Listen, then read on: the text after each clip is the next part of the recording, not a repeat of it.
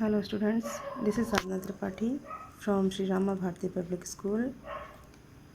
मैं आपको आज वर्ण विच्छेद का दूसरा भाग समझाने जा रही हूँ।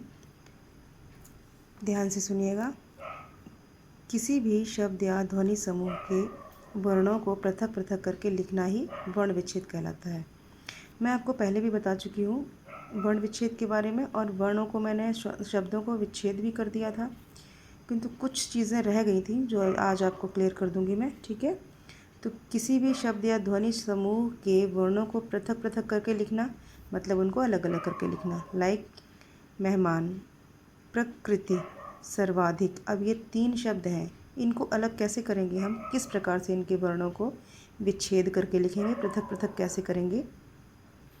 अब देखिए म, अब ये क्या है, एक ही मात्रा है। ठीक है, तो म ए, ठीक, मैं, फिर जमा, फिर ह में क्या है, अ है ना, अ की आस्वर है। ठीक है, मेह, ठीक, फिर म ये ले लिया, म, फिर आ, मेहमा, मेहमा, और फिर जमा न में भी अस्वर है। ठीक है, ये हलंत हमने इसलिए लगाया है कि इनको हमने आधा किया है, इनसे स्वर निकाले हैं, तो अब इसमें हलंत लगा है। अगर हम इसमें हलंत लगा देते इसका मतलब ये स्वर रहित हैं, और जब हलंत इसमें नहीं है तो इसका मतलब ये स्वर सहित है। ठीक है, अगला शब्द है प्रकृति। प्रकृति कैसे होगा, प, अब इसमें र जो है, पदेन र के विभिन्न रूप मैंने आपको पहले की वीडियो में समझा दिए थे कि तीनों र का प्रयोग, 3-4 रूपों में र का प्रयोग कैसे होता है। रेफ, पदेन र, ट में कैसे होता है, ड में कैसे होता है, तो वो आप एक बार से दोबारा वो वीडियो देख के रिवाइज कर लीजिएगा। तो प्रकृति कैसे लिखा जाएगा, प, फिर ये जो र है ना, ये पूरा र होता है। पदेन र हमेशा स्वर सहित होता है। प्र, फिर कृ, अब चूँकि क है ये, तो क में ये क्या है, ये री है। ठीक है, ये री है, तो पूरा हमारा री कैसे बनेगा, ये पूरी री एक स्वर है जो आ जाएगा। ठीक है, फिर त और ई। इस बात का ध्यान रखना स्टूडेंट्स कि जो ई की छोटी की मात्रा है, छोटी की मात्रा आती तो पहले है शब्द में, लेकिन लिखी बाद में जाती है। ठीक है, जैसे इसमें प्रकृति, बोली तो बाद में जा रही है लेकिन लिखी पहले जा रही है, तो इस बात का ध्यान रखना। जिस प्रकार से हम छोटी का उच्चारण करते हैं उसी प्रकार से हम इसको लिखते भी हैं। ठीक, प्रकृति ये हो गया। इसके बाद देखिए सर्वाधिक। स, ऊपर वाला र हमेशा ही आधा होता है। सर, व, जमा आ, सर्वा। ठीक है, ध, ये ध है, सर्वा। धिक, छोटी की मात्रा है ना ये, सर्वाधिक, तो क और फिर इसमें आ। क्लियर, सर्वाधिक। अब देखिए संयुक्त व्यंजन। अब इसमें 4 बातें मुख्य हैं बेटा। किसी भी शब्द, एक तो ये बात, ये तो हो गई परिभाषा। इसके बाद एक जो बातें हैं ना, 2-3, 1, 2, 3 और 1, 4, मैं आपको समझा दूं कि संयुक्त व्यंजन की संरचना को पहले समझ लीजिए, और 2 व्यंजनों के संयोग से बनने वाले व्यंजनों को समझना बहुत ज़रूरी है, और र के विभिन्न रूपों को समझना बहुत ज़रूरी है, अनुस्वार व अनुनासिक का प्रयोग समझना बहुत ज़रूरी है। 4 बातें समझ लीजिए, आपको वर्ण विच्छेद बिल्कुल टिप्स पर हो जाएगा। ठीक है, आपको एकदम समझ में आ जाएगा वर्ण विच्छेद है क्या। क्लियर। अब देखिए संयुक्त व्यंजन की संरचना। संयुक्त व्यंजन क्या होते हैं, पहले मैंने आपको पहले भी बता चुकी हूँ। क्ष, त्र, क्य और श। ये मैं आपको फटाफट समझा देती हूँ।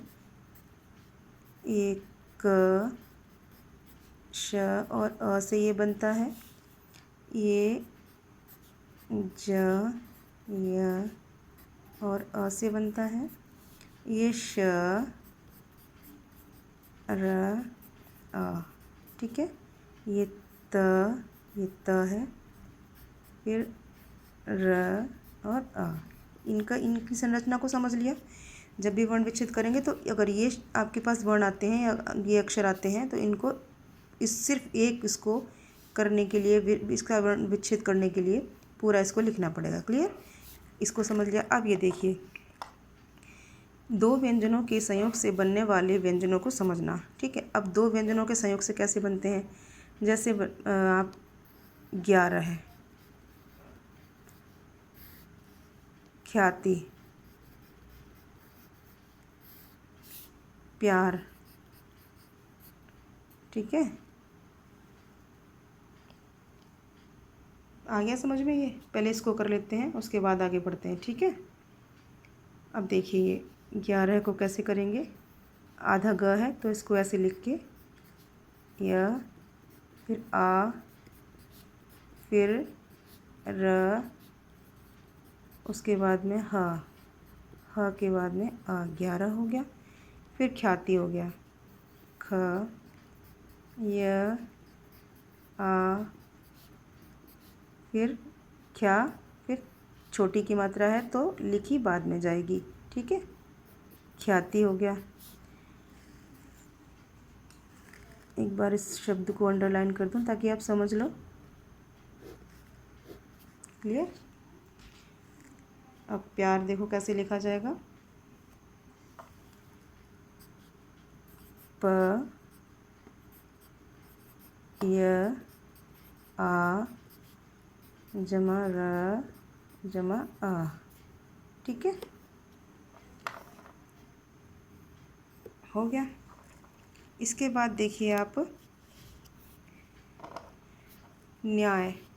इसके बाद हम लिखते हैं एक और शब्द है न्याय। ठीक, अब न्याय हम कैसे लिखेंगे, न, फिर अब यहाँ पर न्याय क्या है, आधा न है तो न पर हलंत आ गया, ये आधा बन गया। अब य को लेके चलते हैं, य में आ है, न्या, फिर य, फिर हलंत, फिर आ, हो गया न्याय। क्लियर। अब देखिए र के विभिन्न रूपों को समझना। र के विभिन्न रूप मैं आपको पहले बता चुकी हूँ, पर फिर भी शॉर्टकट में आप फटाफट समझ लीजिए कि एक तो र है, ये सामान्य र। ठीक है, सामान्य, जैसे लिखते हैं इससे र का सामान्य रूप, जैसे कुछ भी कह सकते हैं हम इससे, जैसे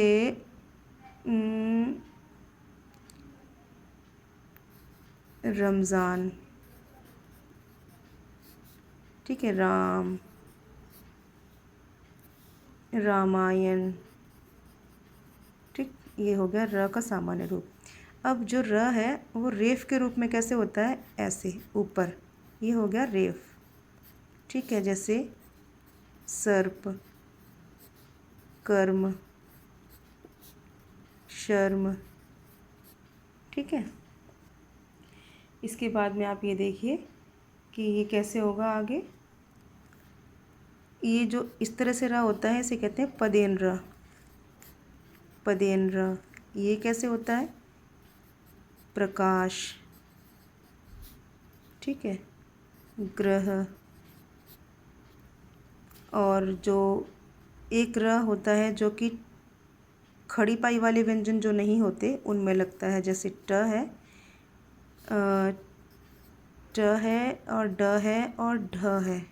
ये ड, ट और ठ इसमें लगता है। इसको देखिए कैसे लगता है, ये ड आ गया, ड्रम, ड्रामा या फिर ट्रक। ठीक है, और ड में भी हो गया, ड। ये क्लियर हो रहा है आपको कि नहीं, ये ड है बेटा, ड, ये। ठीक, इसके बाद देखिए ये इस तरह से लगता है। क्लियर। और जो री है, री क्या है, री एक स्वर है। री स्वर कैसे लगता है, क में री लगाएंगे तो ऐसे, कृपा। ठीक है, गृह। अगर इस तरह से आपको समझ में आएगा, अगर इस तरह का कोई र आए ना तो समझ लीजिए री है, ये र नहीं है कोई। री हमेशा एक पूरा स्वर लिखा जाएगा। क्लियर। अब देखिए इधर अनुस्वार व अनुनासिक का प्रयोग। अनुस्वार ये होता है जो इस तरह से लगता है, अनुनासिक इस तरह से, ये पहचान है इसकी। ठीक है, जैसे हंसना, हंसना ये हो गया अनुनासिक। और कंघा ये हो गया आपका अनुस्वार। अब इसका वर्ण विच्छेद कैसे करेंगे देखिए। ह, फिर ये इस तरह से आएगा, ह जमा स जमा अ, फिर न जमा आ, हंसना। अच्छा, अब आ जाइए इस पर कि आप इसका कैसे करेंगे कंघे का। तो देखिए क, अब चूँकि ये जो अनुस्वार है, अब सोचो कि आप कौन सा वाला है। तो जब घ आया है और क आया है तो घ इसके ही वर्ण का है, इसके ही वर्ग का है, सॉरी वर्ण का नहीं वर्ग का, इसके ही वर्ग का है, यानी क वर्ग का। तो कौन सा होता है, ऐसे कंग घ और आ। किंतु अगर हम इसको ऐसे भी कर दें तो भी गलत नहीं होगा, क अंग घ आ। ठीक है, इस तरह से भी हम इसको करेक्ट मानते हैं। क्लियर। तो ये हो गया आपका वर्ण विच्छेद सारा। आई होप आपकी समझ में आ गया होगा। अनुस्वार, अनुनासिक, और एक और ध्वनि है जो कि आगत ध्वनि कहते हैं, जो ये तो हो गया आपका अनुनासिक, लेकिन वो सिर्फ और सिर्फ ऐसे अर्धचंद्राकार लगती है, वो अंग्रेज़ी भाषा के शब्दों के लिए होती है। ठीक है, अब अंग्रेज़ी भाषा के शब्द कौन से हुए, जैसे डॉक्टर है, ठीक है, मॉल है, इस प्रकार के शब्द। क्लियर। तो इनका विच्छेद करते वक्त हमें, ये डॉक्टर है तो ड, फिर इस तरह से आ जाएगा। ठीक है, उसके बाद में क, फिर ट, क्योंकि क आधा है। ठीक है, फिर ट, उसके बाद में र। क्लियर। मेरे हिसाब से तो आपको सब कुछ समझ में आ गया होगा। फिर भी नहीं आया तो क्लास में आप पूछ सकते हो मुझसे, जो जूम क्लासेस हैं। ठीक है, ओके स्टूडेंट्स, आई होप कि आप समझ जाएंगे अब इन 4 वीडियो में। फिर भी कुछ ना आए तो प्लीज़ आप पूछ लीजिएगा। ठीक है, ओके बेटा, good day, have a nice day.